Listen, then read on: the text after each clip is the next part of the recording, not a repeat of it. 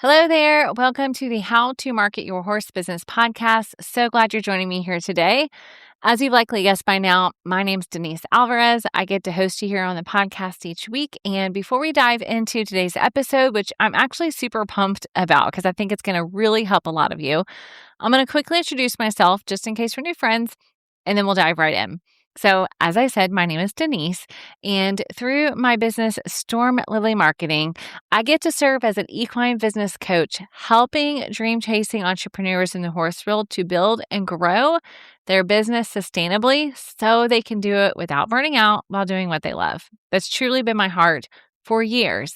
And so all that I do here on the podcast and in my business is to help you as an equine entrepreneur to be out in the barn, the arena, behind the camera lens, in the round pen, in the pasture, at the computer, you get it. Wherever it is you're serving the equine industry, and I know there are a variety of ways that you all are doing that, I am so here to help you do more of that work.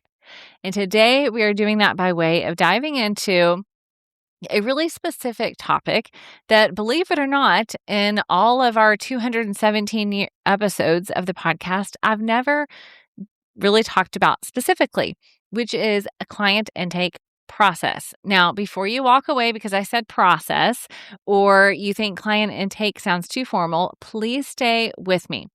Because what I often see with my clients and with equine entrepreneurs that I get to have conversations with is that sometimes the problems and frustrations that you guys are having, you think it's just how it is or just how it has to be because your business is so unique and specific and custom.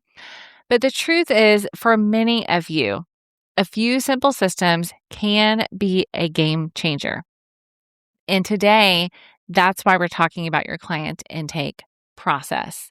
For example, I have a client who has had some barn drama in her barn, which I'm sure none of you have had to deal with drama with your clients, right? But in that, we've been talking about how having an intake process that really lays out some things and clearly communicates some things, but also warmly welcomes people in and helps them to experience the culture you're trying to create with your business is actually the thing that can alleviate so many of these problems. You'd have something to point back to, a conversation that you've already had versus waiting until things are difficult to go in and have those conversations. But above that, it really reinforces that buying from you, signing up for your services, whatever the case may be, was the right decision. So how do you know if you're at a point where you need to either craft or evaluate or audit your client intake process? How do you know if this episode is the one for you? Well, tell me if some of these things sound familiar, okay? Perhaps you are feeling like every new client that comes in the door is a start from scratch process for you. Okay. Or maybe for you, you are playing phone tag or email tag on a regular basis just to nail down some basic information or just to schedule a call to even see if you're a good fit for each other or to figure out what they actually need before they've even become a client. Or perhaps when they do become a client, then that process is the muddy piece, which is truly, truly what we're talking about here with the intake process. And we'll define that in a moment. But perhaps for you, it's they've said yes, and then it's time to nail down, okay, when are you going to come in? When are we going to sign things? When's the invoice going to get sent? And things are kind of haphazard versus a checklist or a system that you can actually operate off of so things are not getting missed, which is another, I don't want to call it red flag, but I will for the sake of this conversation, another red flag that you need to evaluate that intake process is you've got so many balls in the air that you know you're just about ready to miss something. And so that means you need some systems in place. The other way that you might know this is for you is if you look at your client base now, your customer base now, have they all had the same experience as they've come in through the door? Are they all getting the kind of welcome that you want them to have? Their first introduction to your program is solid and it's clear and it's either fun or professional or whatever word you would use to describe how you want people to feel when they work with you. Okay, these are just some of the ways. We could identify even more. But these are just some of the ways that you may know that a client intake process is really what you need to focus on for you to feel really good about how your clients are coming in and the experience that they are having, and for you to feel good that things are not getting missed and balls are not getting dropped. Okay. Now, the other one I am going to throw out there, because this is something else I have multiple clients in the process of, is realizing they need to step away from this process. Okay. They've made the quote unquote sale. They've gotten the client to say yes. They need to be able to hand it off to a virtual assistant, perhaps, or have some automations in place where they can be more hands off and spend their time delivering the goods and services they set out to do. But instead, their hands are in this process so much, and it's distracting. It's a time drain. It's keeping them from doing the work they love, which is why I said I'm here to help you do in the first place, right? So all of those things mean you need a process, something you can either automate or you can hand off to somebody else and still deliver this experience that you want to create for your clients and your customers. So you can see how so many of you might say, well, that's just how it is, Denise. That's how it has to be. But the truth is, if you and I were on a clarity coaching call or on a one-on-one Zoom call for coaching program, we would be able to nail down some areas that you can simplify or automate. Okay. So let's instead, since we're not on a call together, which by the way, you're welcome to book one anytime. If you go to Lily.com/clarity, 60-minute coaching calls are available anytime when you are ready. But for now, you can just consider this episode your miniature coaching call, and we're going to identify the importance of this intake process, what that actually looks like, and some of the sticking points and areas that people have a hard time with. And of course, I'm going to give you some actionable steps so you can get started after this episode. All right. Okay, so as I said, this is something I do work in with my clients through either coaching in the one-on-one calls or the clarity coaching calls, or inside of the Business Barn Collective, which is my small group coaching program. This is truly a piece of what I'm sharing with you today came out of my farm framework that I walk my clients through in the Business Barn Collective. Okay, so yes, FARM is an acronym, and F is the foundation, and A is architecture, R is rhythms, M is for managing yourself, your team, and your business. And so this piece came from the architecture training series where we break down your growth plan, evaluate offers, look at your marketing methods, and generate qualified leads. And one of the ways we do that is by crafting a clear customer journey, including this piece right here, the intake process. Okay. So let's talk about what does that mean? If we look at the customer journey and you're saying, okay, Denise, which piece is the client intake process? That is going to be when they've already said yes. Okay. It's steps that kick in the moment they say, yes, I'm ready to work with you. It's not the process before that when they discover you or they're still deciding if they're going to buy from you. That is what I would consider our sales and marketing process, our traffic process. Like we talk about that in the farm framework. This piece, okay, is when they have already said, yep, I want to buy from you. Now it's your job as a business owner to guide them through a process as you bring them through and in as a client and a customer. Okay.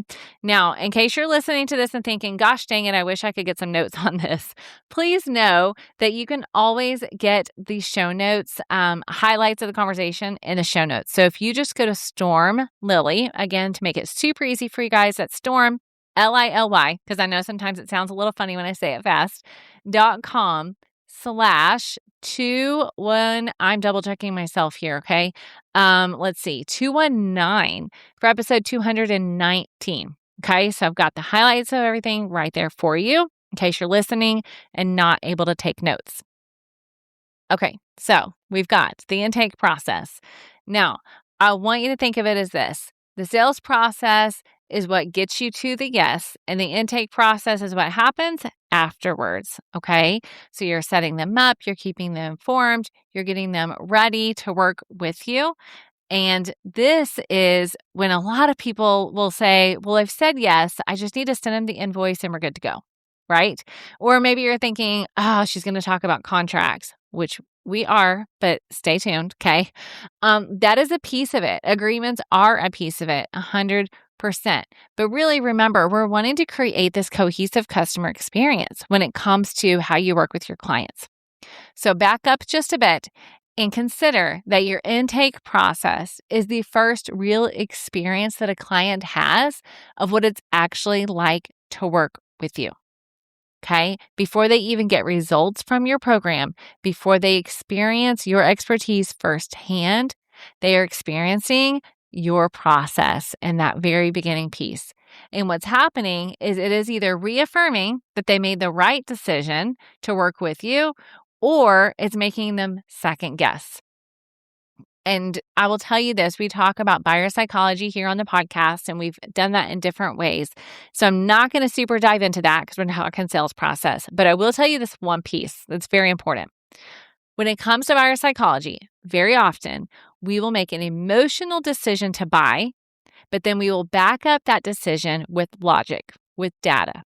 Okay. So what's happening is they perhaps have made an emotional decision. It felt good. It felt aligned. They made the purchase. They signed up with you, whatever the case may be. And then after they say yes, then they start looking at it from a data and logic perspective. So your opportunity with a client intake process is to reaffirm that it's the right choice. Okay. It's the beginning of your relationship of working together. It's a marketing asset. It's an extension of your brand. Okay. Yes, I am selling the intake process because I know for many of you, I need to. Yeah, I know for many of you, you're like, okay, Denise, I'm here. I'm listening. But you're going to have to convince me. I'm hoping I've convinced you at this point. So let's dive in to talk about what are the steps that make up a solid intake process for your equine business. I've broken this down into 3 phases to keep it nice and simple. Okay. Now remember, the goal is that this is a smooth experience. So let's look at this as 3 phases. And again, permission to keep it simple. All right. Phase number 1, we are locking things in. Like I said, they have told you yes at this point. So now you're going to send over your agreement or any waivers and the payment link. Now, honestly, before you do that, what I would recommend is something that's a little warmer, okay, to welcome them in. So some of these will maybe blend together, but if I'm working with you, okay, so we're pretending this is a coaching call. Okay, yes, you're going to send over the agreement, but maybe you're going to also send a welcome gift of some kind. Okay, so depending on the level of clients working with you, you may hand deliver, you may physically mail, you may send a digital, but some sort of welcome gift, okay, to welcome them into the fold. It may be a video. I love to do videos for my clients and just let them hear my voice and hear my excitement. So it may be a video where you welcome them in and say, you're so glad that they are into this, okay? So do something to warm it up. And then, yes, you're going to send an agreement, you're going to send over your waivers, and you're going to send the payment link. Now, please hear me out, okay? Previous episode, friends, I didn't look it up. I'd have to go back and look, but I will put it in the show notes. I had Polly Hay on the podcast, and she talked about the importance of contracts for equine businesses. And we talked about the objection that I know many of you have, which is, if I pull out the contract, then I'm afraid they're going to think I don't trust them, okay? It feels too formal. I want my business to be built on trust and relationships. I get that 100%. And something that Polly said, and something that I still teach as well, is that your agreement, your memorandum of understanding, I have a client that has that one, your MOU, your agreement, your contract, whatever you decide to call it, okay, is actually an opportunity to build trust, because what it does is set the bar of professionalism from your part, okay? And also it allows you guys to be on an even playing field. It removes assumptions. Okay, I learned a long time ago what the word assume stands for. I'm sure you know as well. And the reality is, it's true. We don't want assumptions. Okay, let's talk payments, whether that's a deposit, payment in full, or a payment plan. That needs to be clearly communicated to your clients and your customers. And can I remind you, make it easy. Okay. Especially make it easy on yourself. Don't forget that piece. So often people are worried about making payment processes easy for their customers, which does matter. But in addition to that, I want to make it easy for you so that you can track your income and so that you can track invoices that are paid or unpaid and what's coming in, and you can have a cash flow plan. So do not underestimate the value of having a process that's going to help you as the business owner and set you up for a sustainable process long term. Okay. Now, of course, I do want you to think about this from the customer perspective too. Do not make it difficult to send you money, please. Okay. So often I see business owners do that. They forget the importance of that. So make it simple, automate what's possible here. Okay. That's going to make your life easier. All right, let's move on to the next phase. So number one, we're including a welcome note, and we're going to have a contractor agreement, and we're going to have the invoice. Now, what happens after everything is signed and paid? This is where you get to welcome them in, quote unquote, officially, right? Yes, you've sent the welcome note, but now really it's time to get started. So what I would love for you to consider here is an intake form. You can call it something fun if you want. And really, truly, if for my product-based friends, this may not apply to you. Okay, I realize that, but I also know the majority of my listeners are service-based, so I want to make sure that I note this. And frankly, if you and I were on a call for product-based, I have a feeling we can come up with a way to do this as well.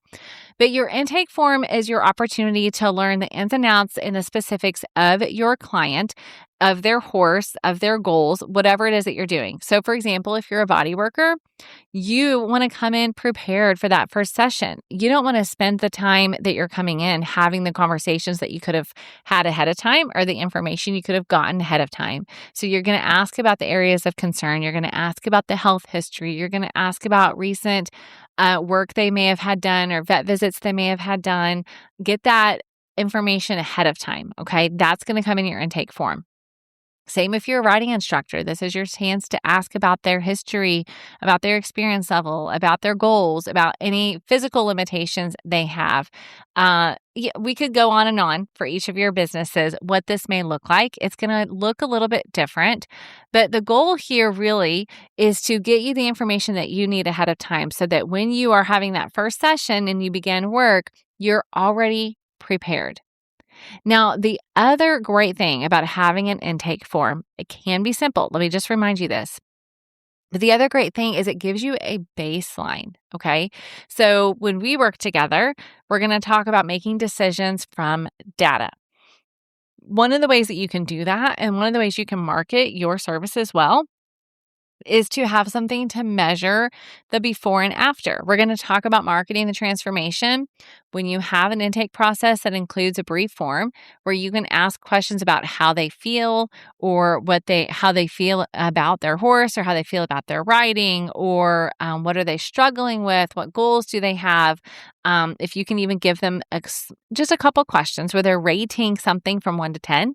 And then as you guys work together and then in a few months, you ask them to scale that again, then you can measure progress. Okay. Now I know everything is not going to have a 1 to 10 scale, but I'm just giving you something to think about because again, this also gives you data to have conversations with your clients. Hey, if things aren't progressing, let's take a step back and see what's going on. What can I help you with? Are we missing the mark on something? Or is there another area where we need to focus on?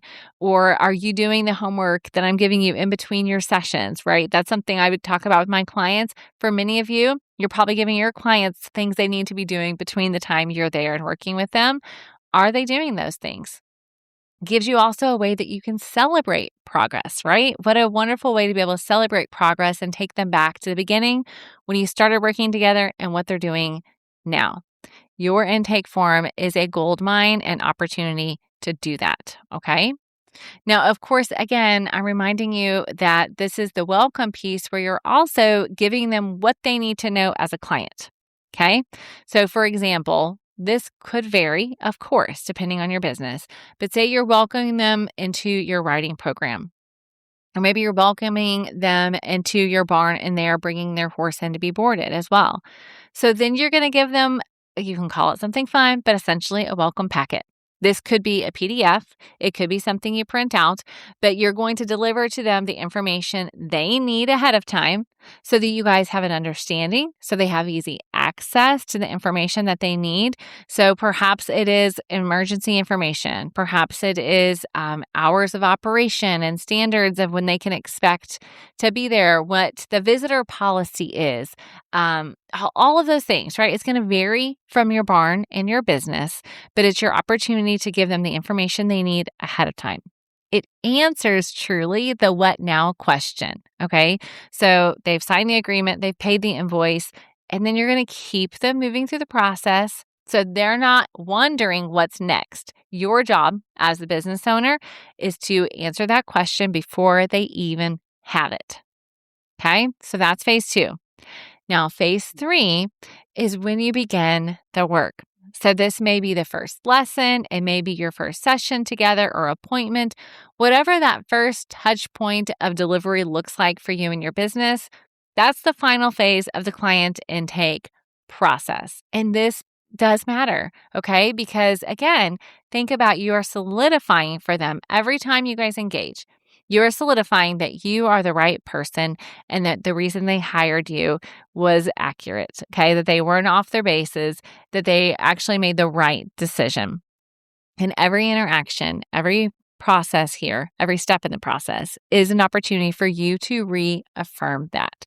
And so this final phase is, again, thinking about, do they know what's expected when they come to that first session? Okay. And in that first session, at the end, are you giving them what they need to continue and be a successful customer and client? Okay.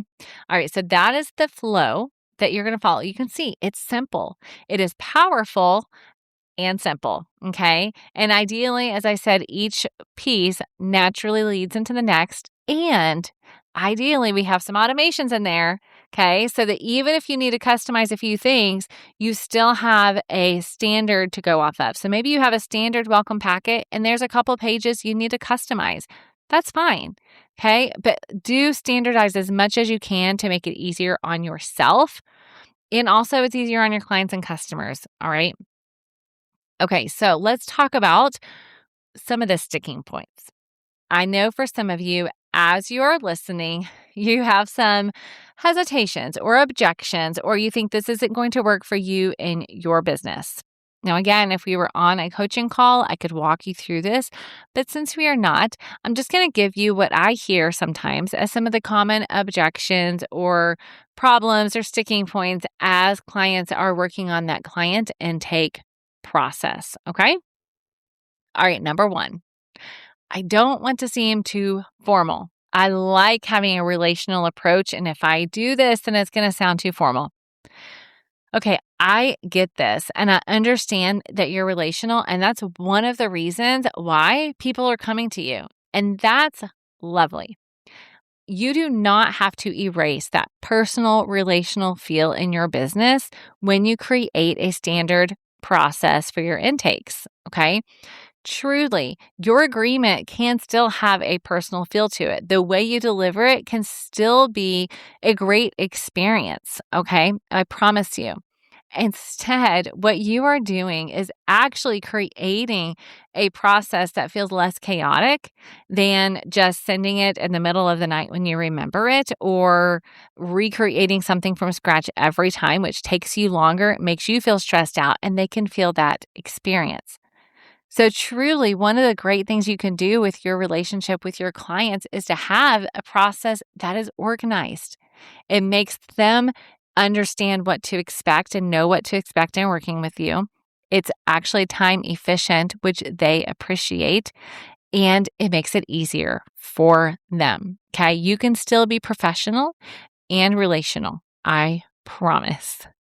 Okay, the other piece that some people are like, "Ugh, Denise, but everything I'm doing is in a different place. Sometimes people text me, sometimes it's a Facebook message, sometimes it's a phone call, sometimes they're sending money via Venmo, and sometimes it's through PayPal." I understand that. And if I'm being honest with you, which I promise to be, this is part of what's adding to your chaos. It is okay to create a process where everyone's coming in these different ways, and maybe you have one form that you send them to. Okay. So, these different inquiries can come in different ways and they ask you questions. And then your responsibility is to say, you know what? I'm going to funnel them to this one form, or I'm going to have this one agreement that sets the ball rolling. So, yes, they've said yes. Awesome. All right. So now I'm going to set up this agreement, automatically send it to them. And then when they pay, they're going to get that welcome email with the information, and they're going to get a link to schedule the call, and it's going to be attached to my calendar. I get, for some of you, you're like, Denise, tech annoys me. I understand. But I promise you, if you will invest just a little bit of your time to create some of these processes, you will save your time and headaches later on. I promise. And I can tell you, as someone who's had to do the same thing, I've set up these processes. I personally, for my coaching side of things, I used Dubsado. And when it comes to podcast interviews, I was sending out the emails and sending out ideas and options for times, or sending out a calendar link and then manually sending out reminders, and I would forget. And even if I would schedule them through Gmail, I'd have to manually go in and do it. And now all my podcast interviews, I just send them one link and it automatically has a confirmation. It's connected to my calendar. It reminds them a certain number of days and hours before our call. It includes the Zoom link, all of those things. But I had to take the time to set it up. And now it has saved me so much time. Same with coaching calls, all of those things. Okay, so you are going to have to take a little bit of time to set it up. Or yes, 100%, you can get in this virtual assistant that will help you do that. But you need to name to them what you want them to do, okay? Because the reality is, if you have sticky notes and text messages and Facebook messages and emails, something is going to get missed. Okay, so we've got to streamline that process for you so that it's sustainable and so that it's more enjoyable for you and for your clients. Okay, now some of you are saying, but Denise, this intake form, it feels overwhelming to come up with something else like that. Let me just remind you, permission to keep it simple. Okay, don't ask a whole bunch of questions that are not going to help you. Okay, or that you feel like you're supposed to ask because you saw it on somebody else's form. Okay, the questions you ask need to have some intention and purpose behind them. And it needs to be simple for your clients to fill out too. If it's super long, they're not going to take the time to fill it out. That's not helpful to you guys either one of you. Okay. And again, remember, these things can be built. Google Forms is completely free, and you can set it up and it will send it directly to a document for you or directly to a spreadsheet for you. Okay. So there are ways, again, to make this process simple for you and simplify your life later on, because then you can easily access from your phone all of those forms before you even walk in to serve your clients. Okay. All right. The other thing that I want to address that some of you guys have is the letting exceptions become the norm. So here's what I mean. Some of you have created a client intake process, simple as it may be, which simple is great. And then you didn't use it. And here's the reality that I want to make sure you remember. If you create something but don't use it, if you have a form or a system but you don't consistently utilize it because you feel bad asking someone to fill it out, or you think, oh, it's fine, I'll just do it for this one person and make it easy for them, you're not helping yourself and you're not helping your clients either. Okay. So I know this can be difficult, but I want you to put a rule on yourself that you're not going to make these exceptions. Okay, you're not going to make the exceptions because you remember what it's connected to. You know why this matters. You guys know on the podcast I preach, we want to go back to the why. And so that's why I spent almost 10 minutes at the beginning of this episode saying this is why a client intake process matters so much.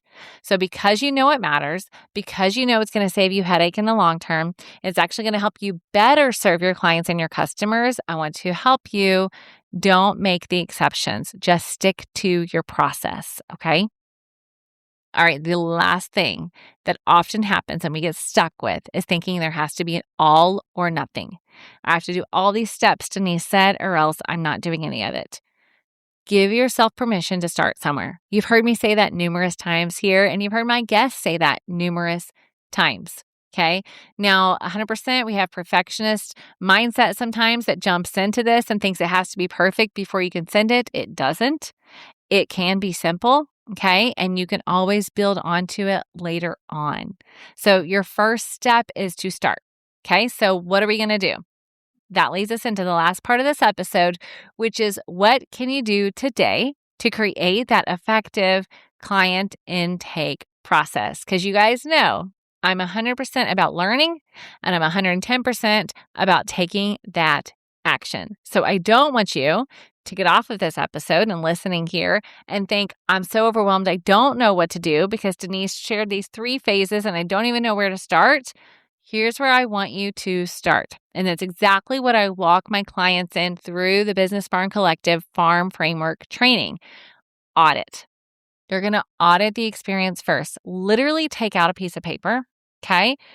Write the 2 lines, so you have 3 sections, and then brain dump. Write down exactly what happens right now. Okay, so actually get 2 pieces of paper. Right now, you're going to write down everything that happens. When a new client comes in the door, when they say yes, what happens right now from the time they say yes until the time you show up or the time you show up, whatever that looks like. Again, service-based friends, that's who I'm talking to. But it also could be from the time they make the order to the time that product is delivered, okay? What does that process actually look like? What does that experience actually look like? How long does it take for each step to happen? How many days? Okay. Line that up right now. That's your audit. Do they know what's coming next? Are there gaps that you can identify where people are not getting information or they're left wondering what's going to happen next? Have you given them clear expectations? Are you collecting information that's going to be helpful like we talked about? Okay. Is it consistent? This is the piece that I want you to start with, is just audit your existing process. You may find that you actually have a pretty solid process. You just hadn't outlined it in a while. You may find a couple of gaps that you can fill in. You may find that you need to start from scratch and create something, and that's okay too.